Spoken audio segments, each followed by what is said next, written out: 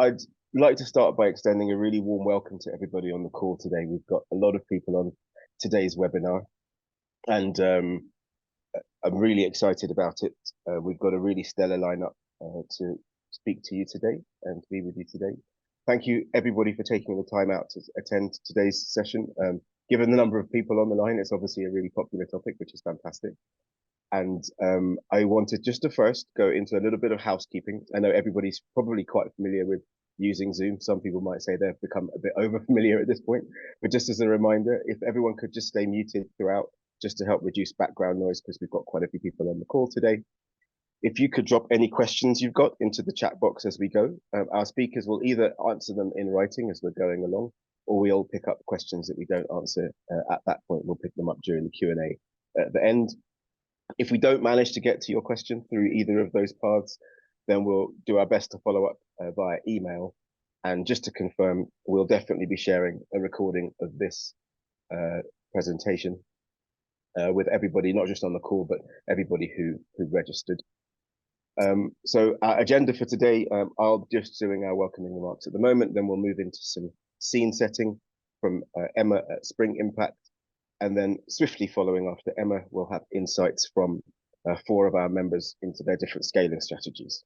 So we've got Rocio from Bidhaa Sasa, we've got Shanina from Essmart, Sujata from Pollinate, and Dennis from LiveWell Zambia.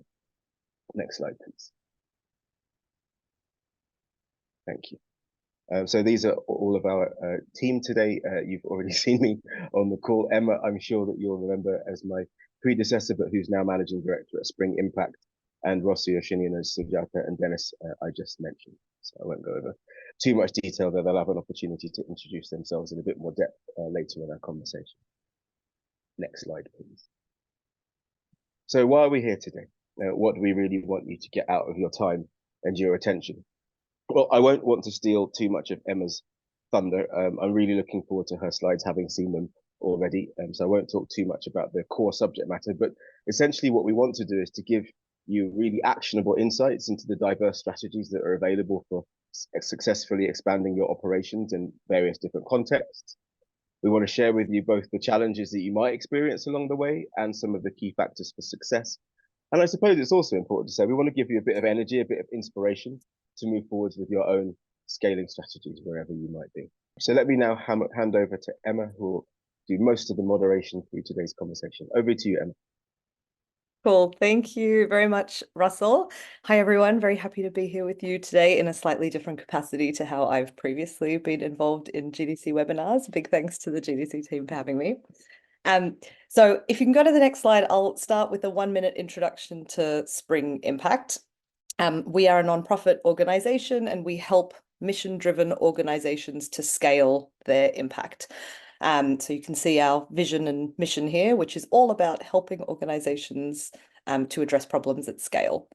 We've worked with around 450 organizations around the world, including some last mile distribution companies like Systema Bio, who hopefully some of you on the call will be familiar with.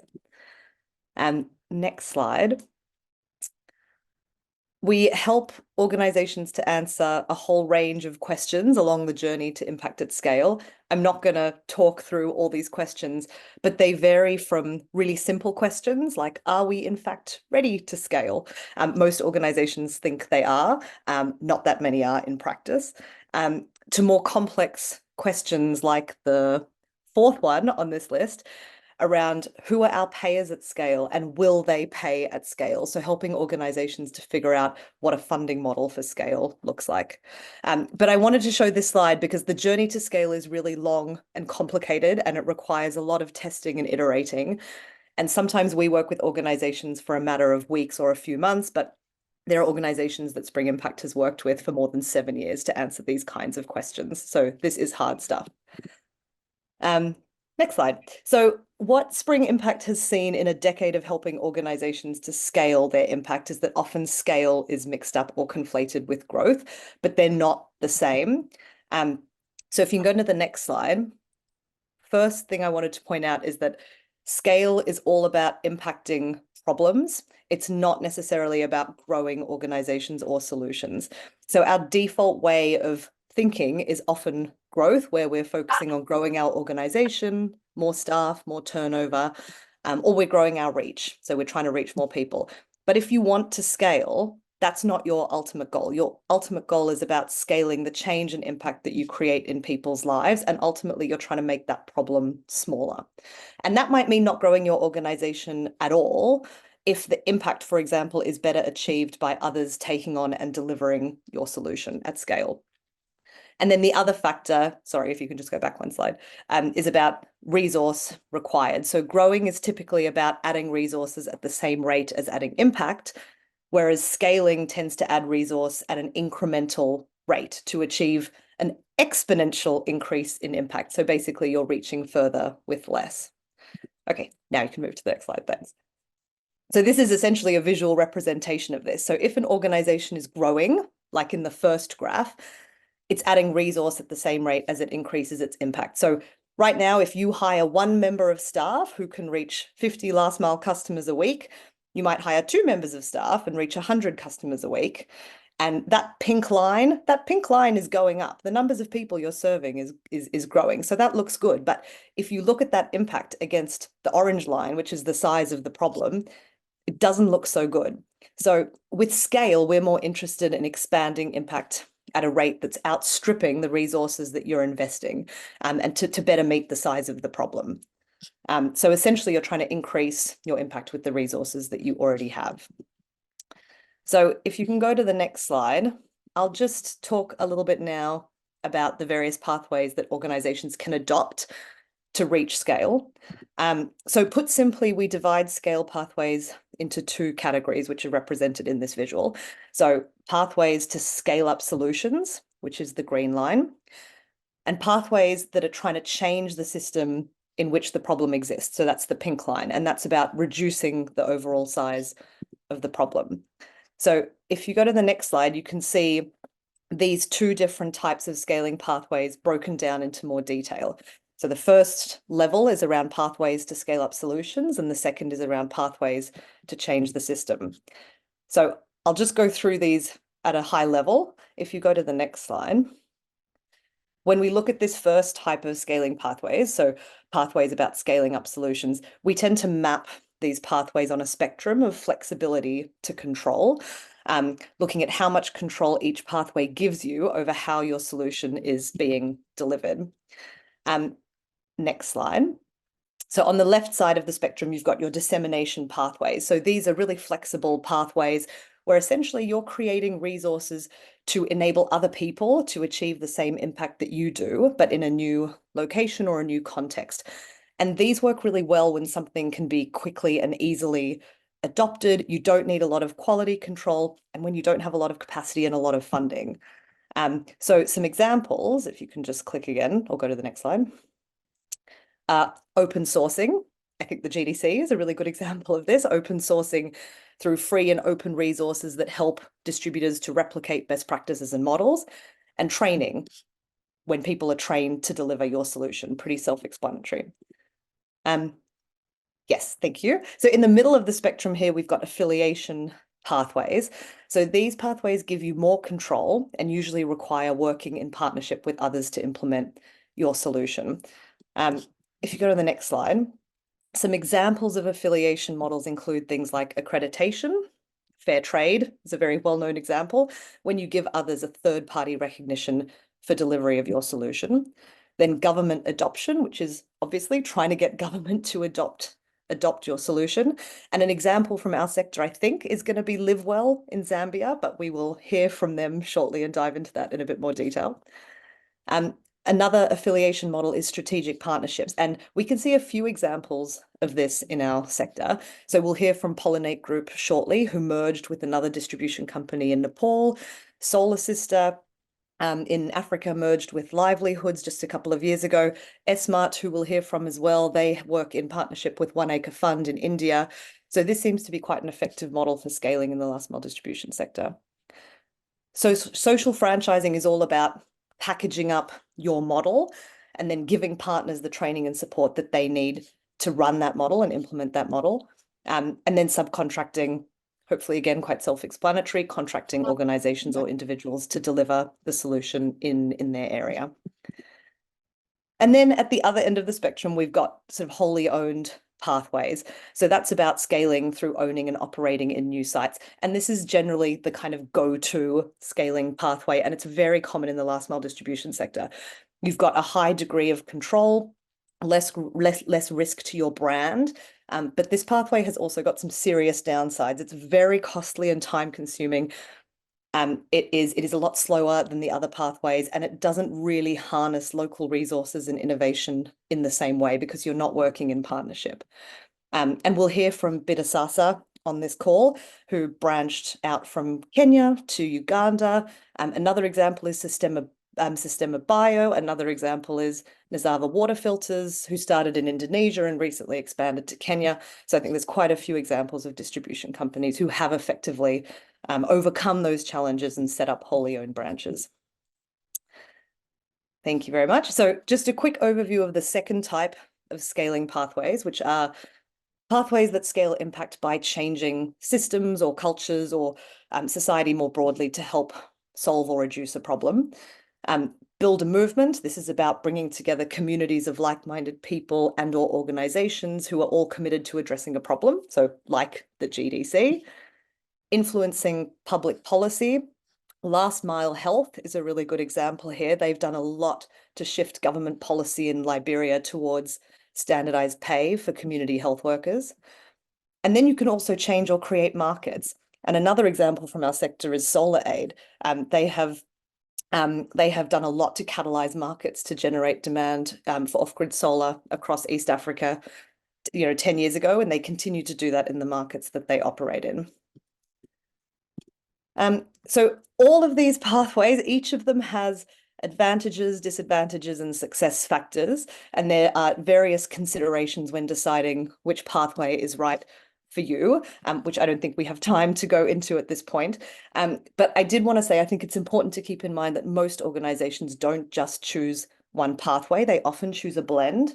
And as organizations become more sophisticated and more established, they tend to lean more heavily on pathways to change the system, which are more challenging for for-profit models, but ultimately you will never solve the problem if you solely rely on scaling up your solution. So organizations do tend to reach a point where they realize that they have to affect change at a systemic level in order to avoid just being a band-aid solution. So that is kind of a very rapid rundown on pathways to scale. Wanted to do a quick poll with this group to hear from you. Which is your primary scaling pathway, assuming a lot of you will have multiple scaling pathways. So if hopefully you can see that poll, if you can click on your primary scaling pathway and submit, we can have a look at what this group looks like. I'll give you 30 seconds.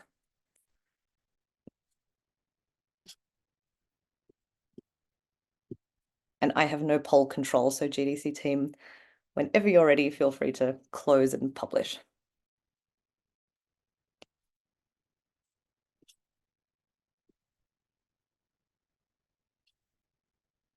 Give it a few more seconds.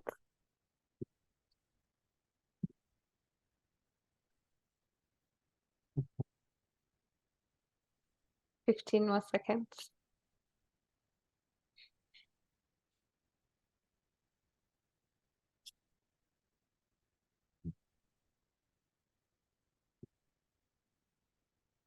Okay, I'm closing the poll now. Thank you. Oh, that is super interesting. Okay. So strategic partnerships, 46% of you said that is your primary pathway, and only 3% said branching. So that is really interesting. Thank you very much for sharing. Wonderful. Well, I am hoping that we can dive into some of these models now in a little bit more detail with our last mile distribution company representatives here. So with no further ado, I'm going to pass over to Rossio from Bidhaa Sasa to talk about her lessons learned. Thanks. Can you hear me well? Yeah, I assume you can hear me. Okay, yes. So I'm going to pick up on the branching label that Emma introduced 30 seconds ago. So Bidhaa Sasa scaling experiment is a typical example of full control, branching into another market, trying to reach some sense of scale, some level of scale. So let's do, and this PowerPoint is about what we did in Uganda from 2019. So the story of our scaling experiment started in 2019. We secured some help, some support from the GDC to help us to launch a pilot. Okay, so when I say pilot, it means our first experiment in Uganda. Bidhaa Sasa is a last mile distribution based in Kenya. And at the end of 2019, we thought we were ready to scale. And we secured this support from the GDC. And we, in exchange of that support, we experimented around principles, lean startup principles for scaling. So the idea was, how is there a way of adapting the current business model that seems to be working in Kenya in a new market, which in this case was Uganda? And what we did together with the GDC, we developed and tested a tool that is available for everyone. And this is the LEAP tool, which I just summarize here. If you are an old GDC member, maybe this rings a bell. If you are new, probably this is new to you because this was done in the COVID years. And it was disseminated and shared with many of you. So what was the tool about? Following lean startup processes or methodologies, we developed this framework that consists on 3 steps, which are all very logical. This we develop internally. The first 2 ones are very logical. The third one is a bit more specific. But at the very beginning, when you are thinking about scaling, the very first question is, are you ready to scale? So the very first step is about assessing the current business in the current market. Are you ready to scale?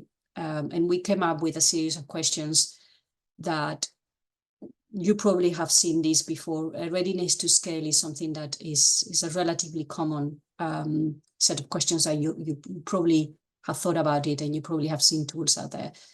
The second step is what we call the red lines. What are the things that you as an organization are ready to change, and the things that you are not ready to change? You know, because they are, you know, things like very fundamental to your business model. So for example, on the mission, right? This is something that creates sometimes tension between founders and or investors that are with you. Let's assume that your mission is supporting youth with, I don't know, health, right? If you are thinking about scaling, are you prepared to expand beyond youth, right? So that could be a red line. So between you, your founders and the owners of the company, you may decide that, okay, if we want to reach scale because our mission is health, maybe we need to expand beyond youth, or maybe not, because that's part of your core business or your core mission. And then the last bit, so once you have established your red lines and your non-negotiables, the third step is setting up a pilot or setting up a set of experiments to learn how you can physically branch out into this new market, which in our case was Uganda. So that's the framework that we developed and is available to everyone. And then I tell you now what happened when we did this. So the things that did work. For what did work, right?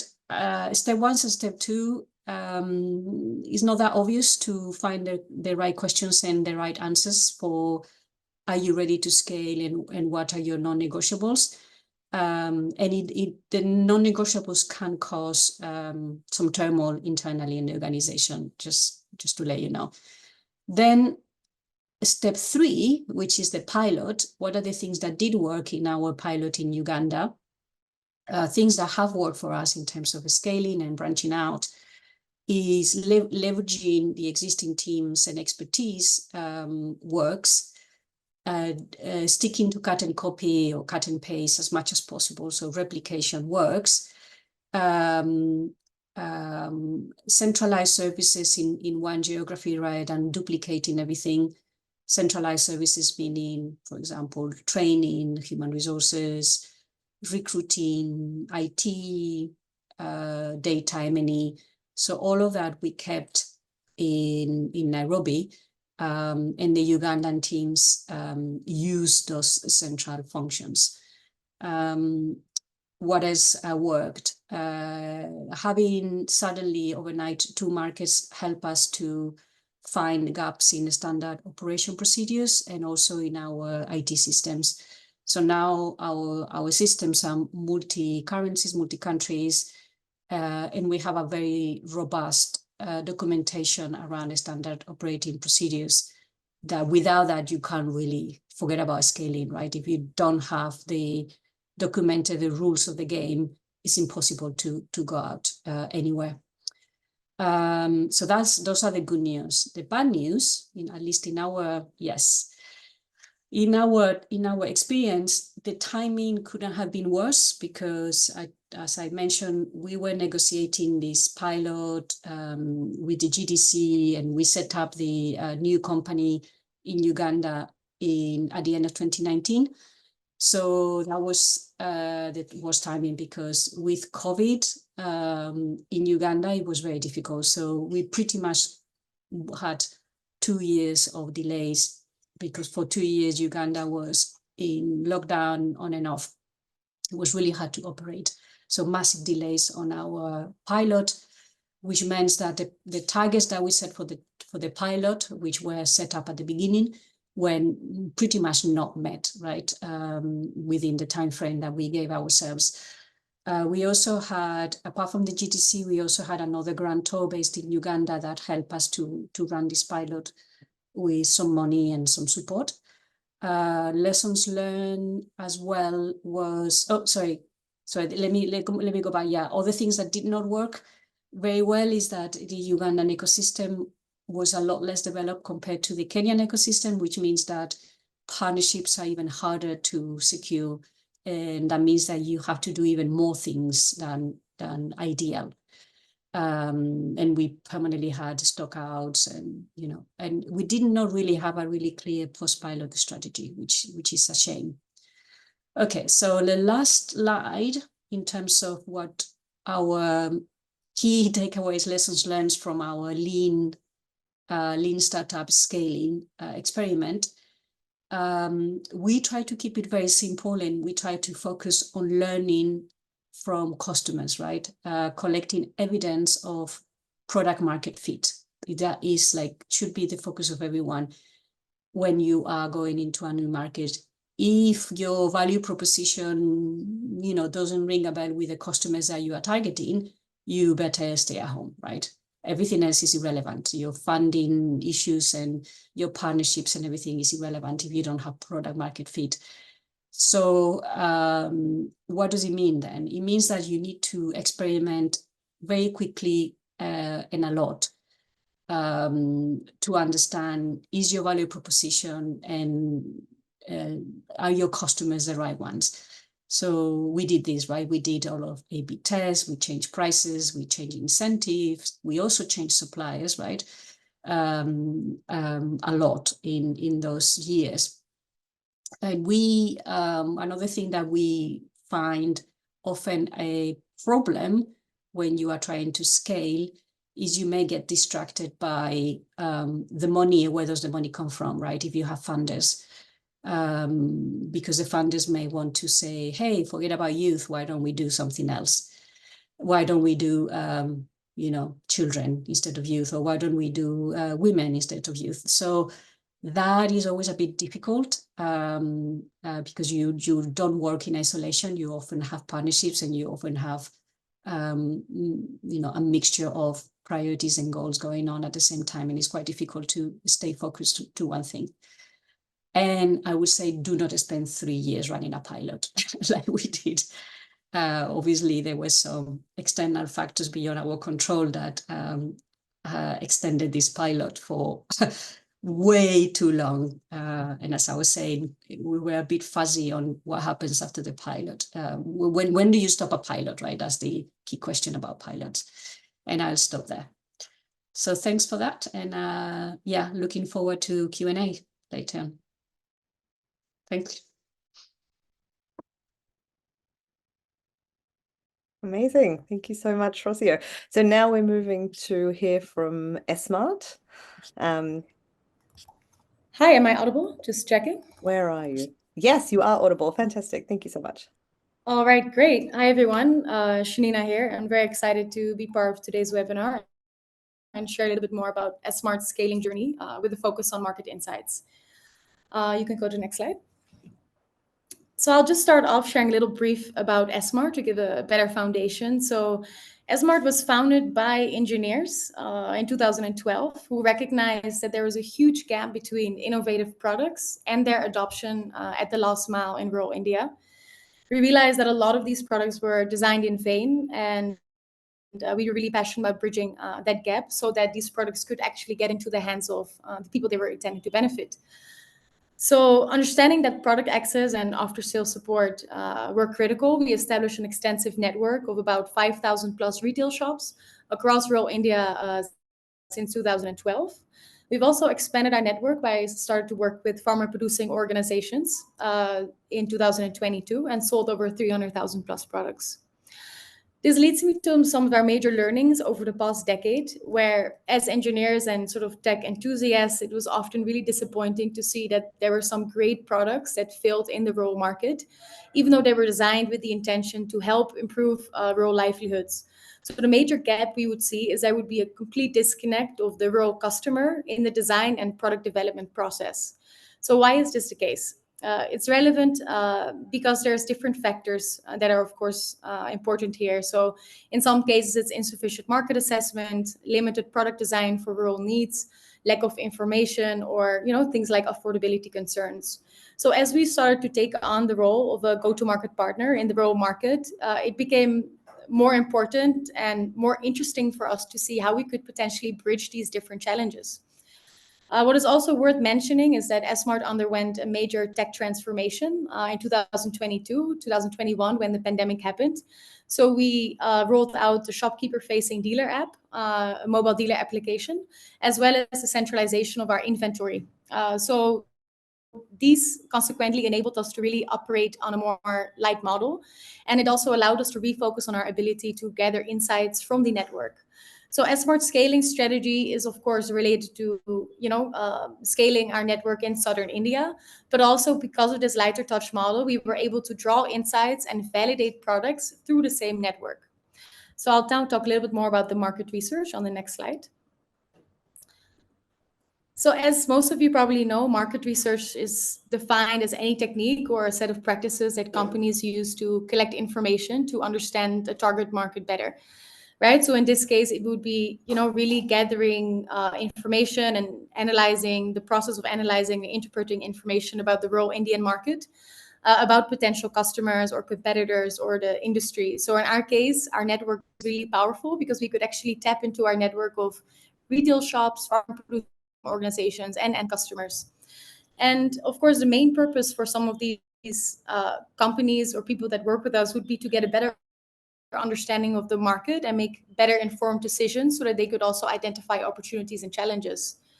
So a product designed hand in hand with the community, it is intended to benefit, often has a better chance for, adaptation in general. And that's also something that we see with each project. Most often, I could categorize two types of companies that we work with. So it's either products that are in the later prototype stage, which require some end user feedback on the actual design.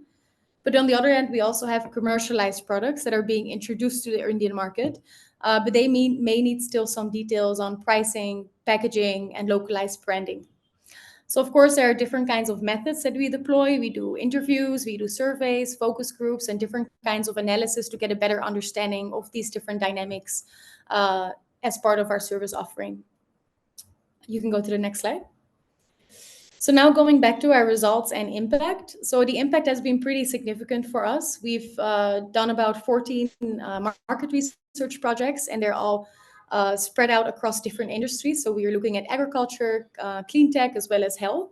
Of course, the main sort of value add for companies is that we can actually help them validate their product market fit, and also help them with a robust sort of go-to-market strategy, which is attuned to the unique needs of the rural market. I think we can also see our impact sort of threefold on three different, aspects. So one would be learning and growth, where it's not only been a really positive and impactful experience for a lot of the, say, startups or social enterprises that we work with, but also for Essmart itself, because it actually allowed us to gain a lot more insights on different industries in the rural market. And we really think that this is going to be very interesting for us to further leverage in the future. So there's been a lot of learning and growth from our team looking at different sectors. Then, of course, there's also integrated distribution opportunities. So in some cases, we see that there's actually potential for a product to also be moved through our network. So if we see that there is a value add and there's business value and there's an actual demand for these products, we are also able to explore distributorship with these companies. And third, of course, the ecosystem impact, which I sort of touched upon before, where we're actually sort of able to close the feedback loop on the design process, incorporating end user feedback and rural perspectives, which is something that Essmart actually always dreamt of doing when we started Essmart in 2012. And I think a second aspect, which is quite impactful here, is that we're also able to de-risk the product adoption, because with a lot of these market research projects, we actually place the product in retail stores, and it allows these shop owners to also test out the product and see if this is something that they could sell. So actually de-risking that sort of adoption for them to sell this product is also something that we're observing, which is quite positive. Next slide. Then in terms of challenges and adaptation in relation to our approach to scaling, I think the biggest challenge for us has been just moving to an entirely new sort of business model. Of course, the big benefit is that we were already able to leverage our entire network and the relationships on the ground and a lot of the insights that we've gained over the last few years. But it still required a completely different approach. So redefining our roles, adapting a new, revenue model, and also making sure that we integrate this in the distribution network without sort of seeing invisible costs in the beginning, where we really had to separate out what this looks like, what the impact would be. I think being a sole inventory-led model, first focusing on rural retail stores, we are now focusing on a completely different target segment. And that can be quite challenging because it requires us to come up with an entire new sort of pipeline and approach on how we actually go about this. So this was definitely a challenge. I think in addition, for many projects, we also require now to do work in geographies that we're currently not directly operating in. So temporary staffing for conducting market research is possible, but sometimes it's not easy to do remote. So for this, we're actually looking at partnerships with other last mile distribution companies who could help us with the execution of some of these projects in India as well as globally. So if anyone here on call is interested to, discuss this in more detail, I'm happy to take that forward. But I think the most important thing for us to sort of overcome some of these hurdles has been really being aware of what it takes and having a lot of feedback loops and sort of iterative adjustments as we had more and more market research projects. And it also required us to, build out a separate research team and build out a different pipeline and strategy.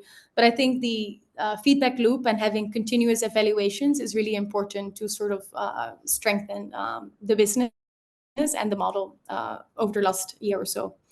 Then I think in terms of lessons learned, there were quite a few interesting lessons learned. I think number one would be the power of the network.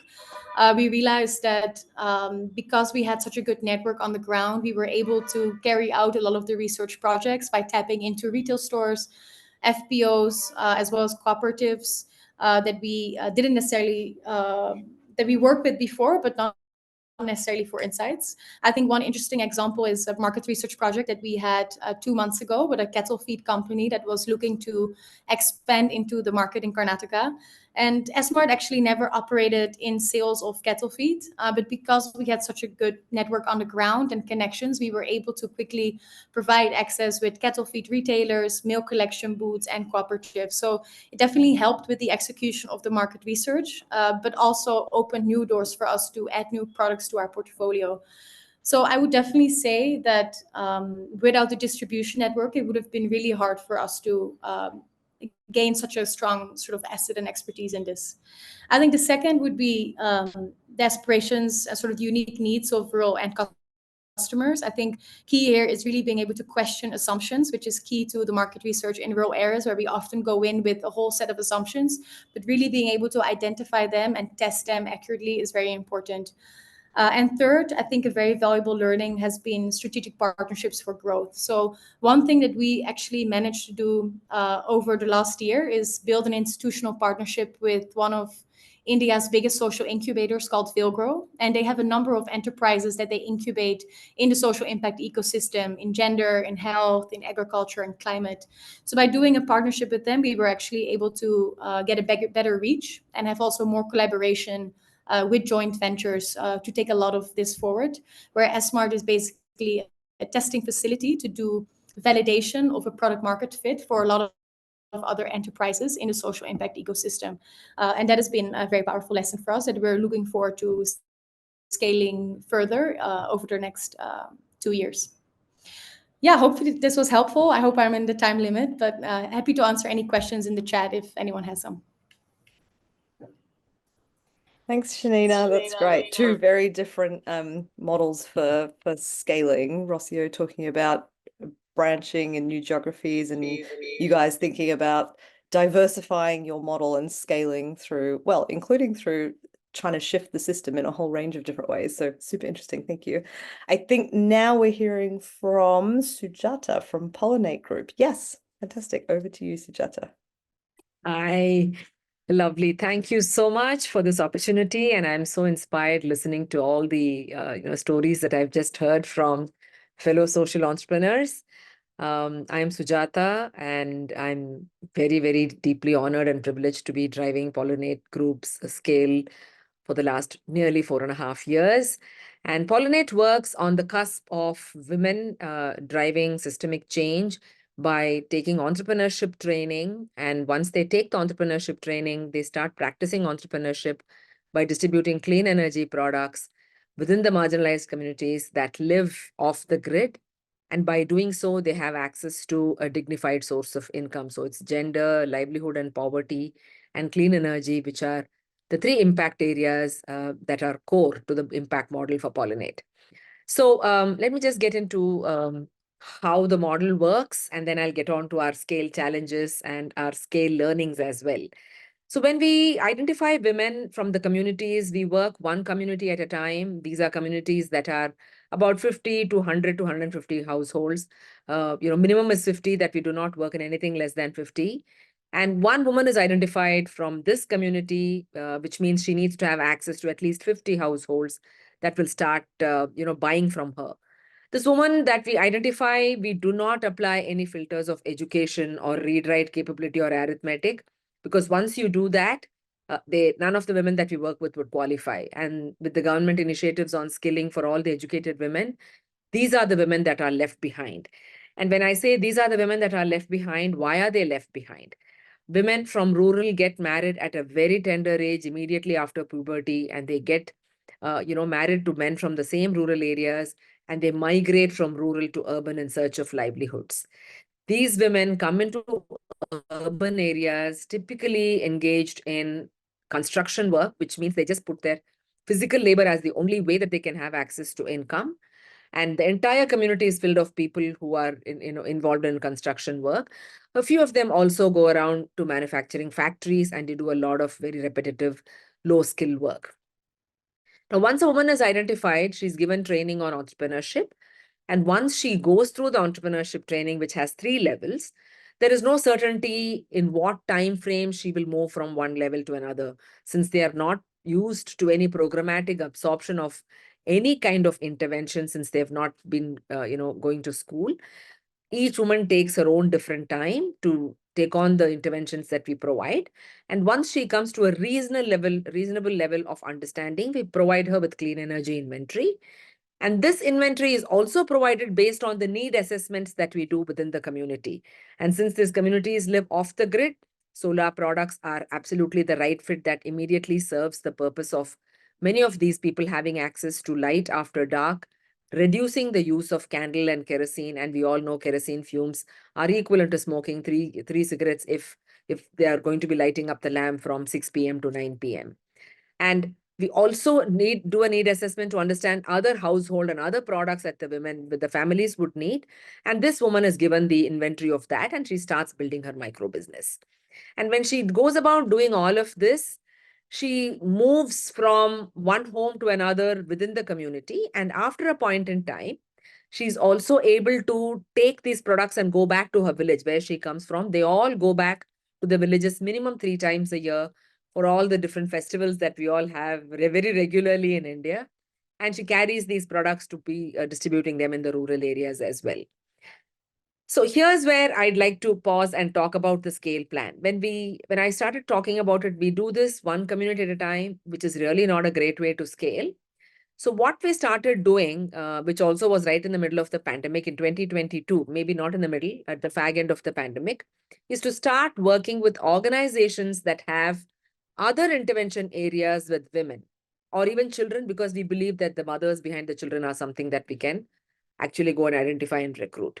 So our partnership strategy started taking shape in 2022. And with that, we've been able to add nearly 800 women over the last 3 years just via partnerships. While my field team, which is nearly 70% of my organization is field team, also goes around scouting for communities, and they onboard women entrepreneurs through that. The learnings and challenges with respect to our scale strategy has been that most organizations, which are also NGOs, have not experienced a partnership engagement or have never been involved in a partnership relationship with another entity. So there is a lot of hesitancy to understand, am I moving away from my impact objective? Am I moving away from my donor and my board members, directives to me? So it has been a bit of a challenge for us to convince them that the impact that we are both going to create is mutual, and the impact that we're going to be creating for them is also required. It's not that is one or the other, or it's not just an adjacency that we are providing, but if they are chasing women's menstrual hygiene, or if they are chasing women's,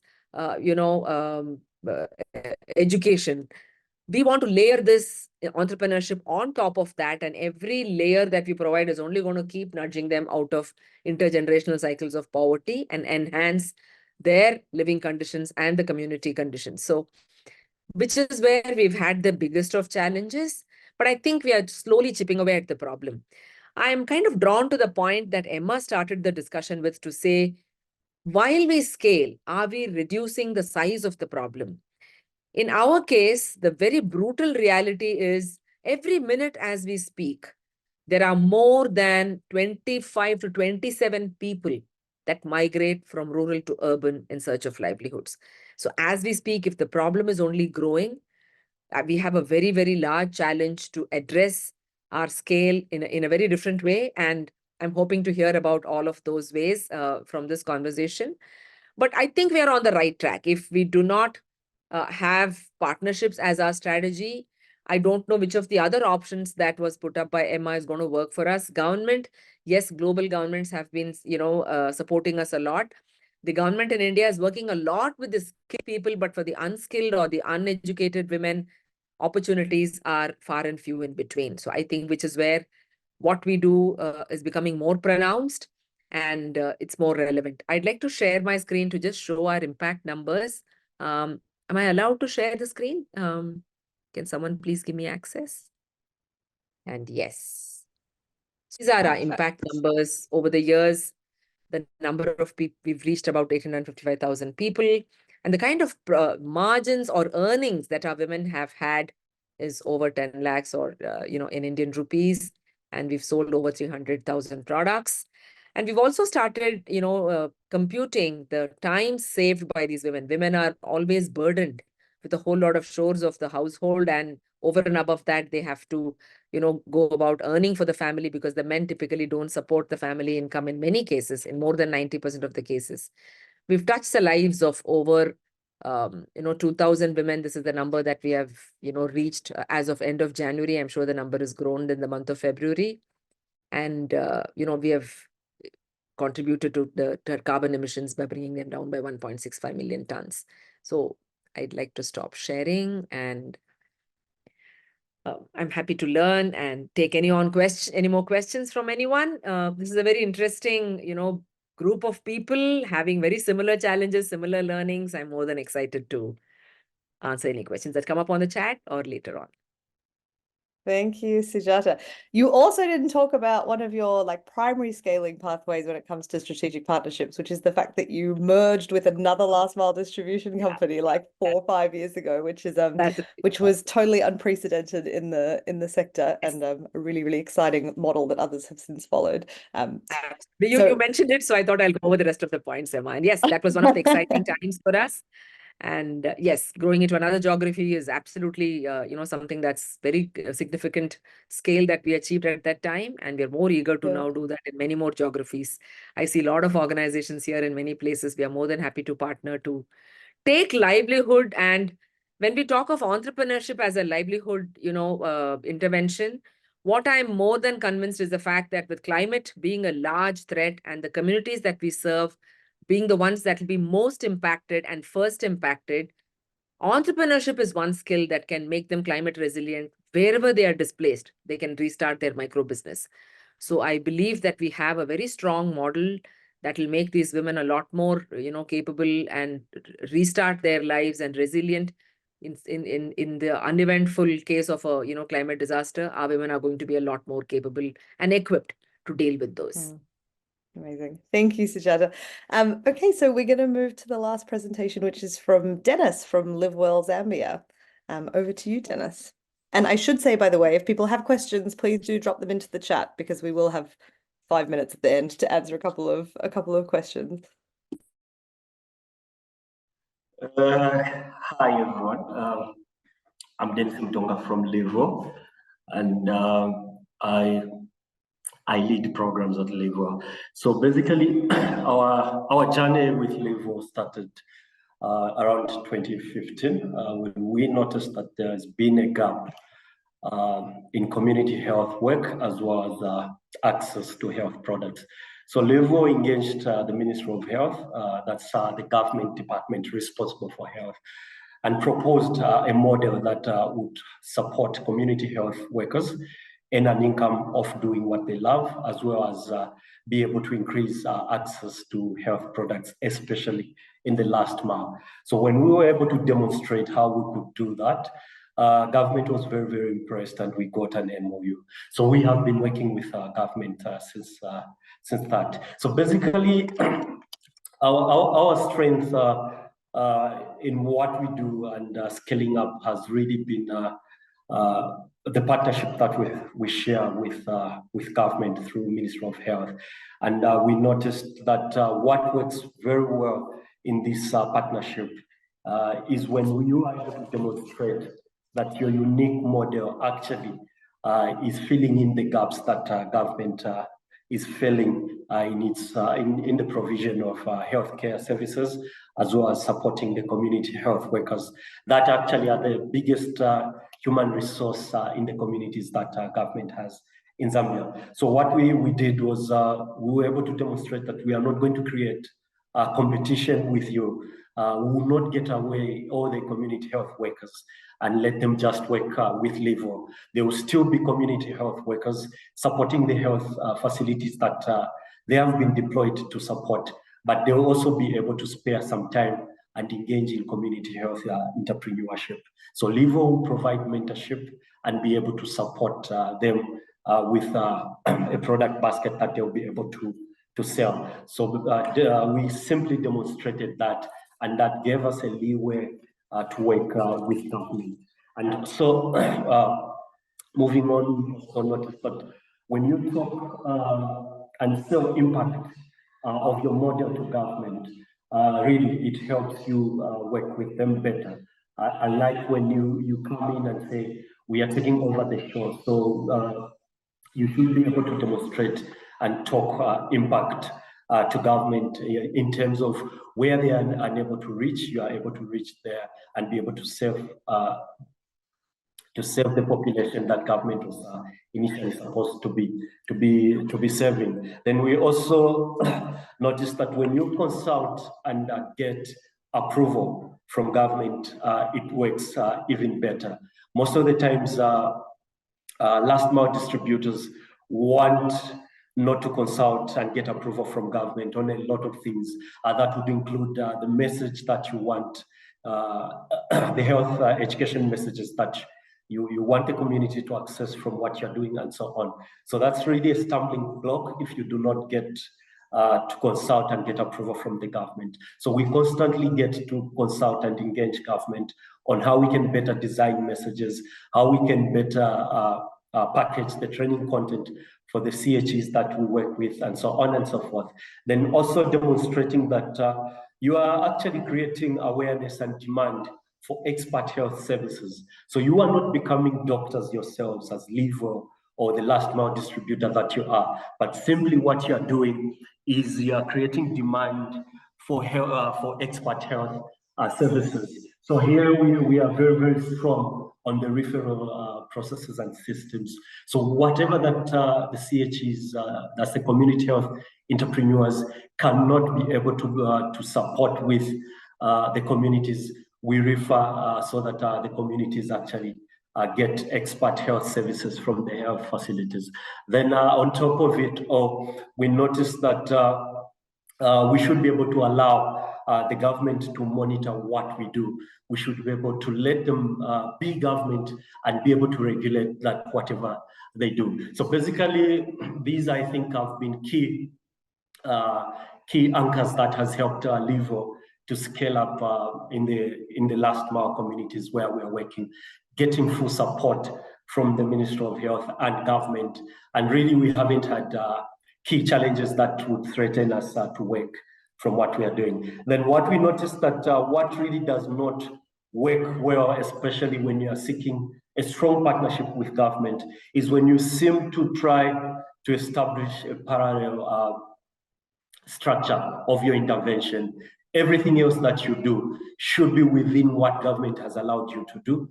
If you don't understand whatever feedback that you are getting, especially from health facilities, go back to the government and seek clarity and so on. Really, do not walk into a community if you do not get the full support from the government staff that are responsible for that particular community.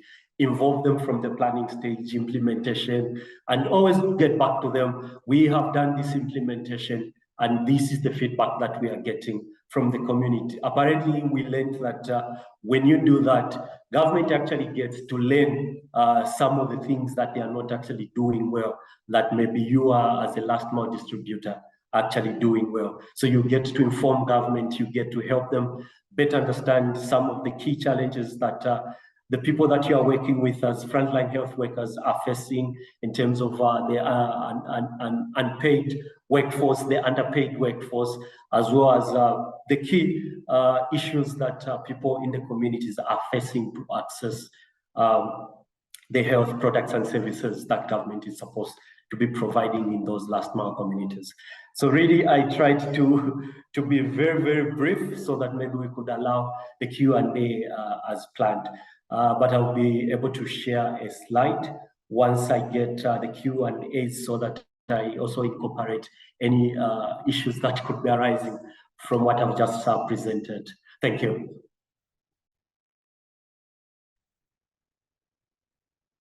Thanks very much, Dennis. Much obliged. And do feel free to share your slide once you've got the opportunity to do it. We've had such a rich seam of content from everybody who's presented today that we're actually almost at time. There was one question I think I just wanted to see if we could quickly take for Rocio. It was from Tim right towards the beginning of our conversation. Here we are. Rocio, you mentioned that in hindsight you weren't ready to scale. Could you just expand on the issue? Yeah. Could you just take that one? Yes. So yeah, this is one where we, everybody has this. Are you ready to scale? Readiness to scale. This is something. It's a well-known concept. We did this exercise in 2019 based on our, what was that? Maybe at that time we were 5 years track record in Kenya. And at that time we thought we were ready to scale, right? So we did the exercise, we looked at our numbers. We were not losing money in Kenya. We thought we had reached product market fit, and we thought, okay, we are in good shape, let's scale. On hindsight, we were not ready to scale with a pandemic that lasted 2 years and an economic crisis followed the pandemic that is lasting another 2 years. So it's almost a joke, right? You don't know if you are ready for something that is going to happen in the future that you have no control. So it's always a very theoretical exercise, right? Are you ready? Are you ready to cross the road? I don't know. Maybe there is a bus that's missing the light and is going to crash me. So you can't control the future. That's what I'm saying.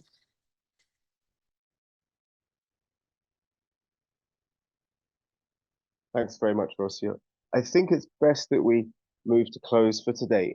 We do have a poll that we wanted to share briefly at the end of our discussion. So Mayjoy, if you could get that up on the screen for all of our session participants to answer. We'll give you just a few seconds to go through the poll there.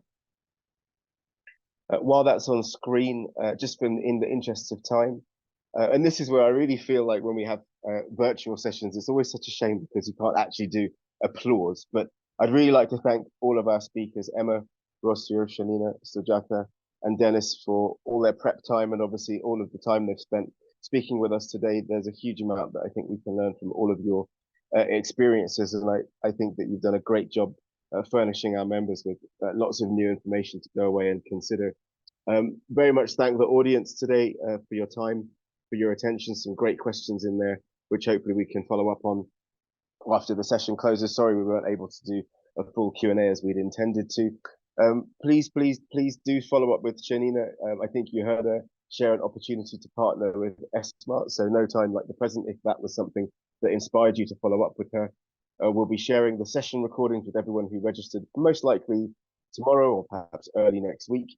And then something I just wanted to mention, which I think is relevant to today's discussion.